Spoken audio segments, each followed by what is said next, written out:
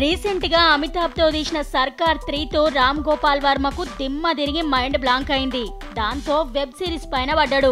అంతటితో ఊకున్నాడా అంటే లేటెస్ట్ గా మహానటుడు ఎన్టీఆర్ జిందగీ పైన సినిమా తీస్తున్నా అని అనౌన్స్ చేయడమే కాదు, సీనియర్ ఎన్టీఆర్ పై ఒక పాట పాడి ఆయన పైన ఉన్న అభిమానాన్ని చాటుకున్నాడు.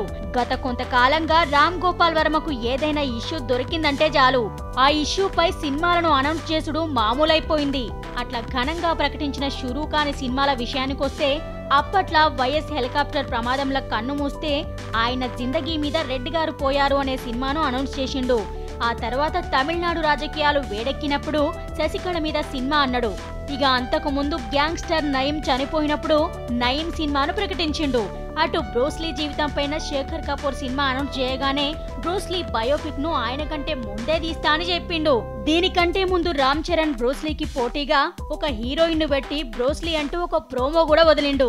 రాము ఘనంగా ప్రకటించిన సినిమాల లిస్ట్ ఇంతేనా అంటే ఇంకా చాలా ఉంది. అప్పట్లా బెంగళూరు డాన్ ముత్తప్పరాయ్ మీద ఒక సినిమాను అనౌన్స్ చేసిండు. అటు రాజశేఖర్ తో షురూ చేసిన పట్టపగలు మూవీ కూడా పత్తా లేకుండా పోయింది. రీసెంట్ గా 350 కోట్ల పైగా బడ్జెట్ తో న్యూక్లియర్ ప్రాజెక్ట్ అనౌన్స్ చేసినా ఇంతవరకు ఆ మూవీపై ఒక్క అప్డేట్ కూడా లేదు. దానికంటే ముందు కేసీఆర్ జీవితంపై సినిమా చేస్తున్నా అని ప్రకటించిండు.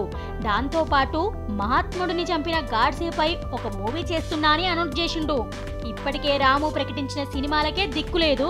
మరిప్పుడు మహానటుడు ఎన్టీఆర్ పై తెరకెక్కిస్తానంటున్న సినిమా సంగతి ఏమైతుందో ఇప్పుడు చూడాలిగా.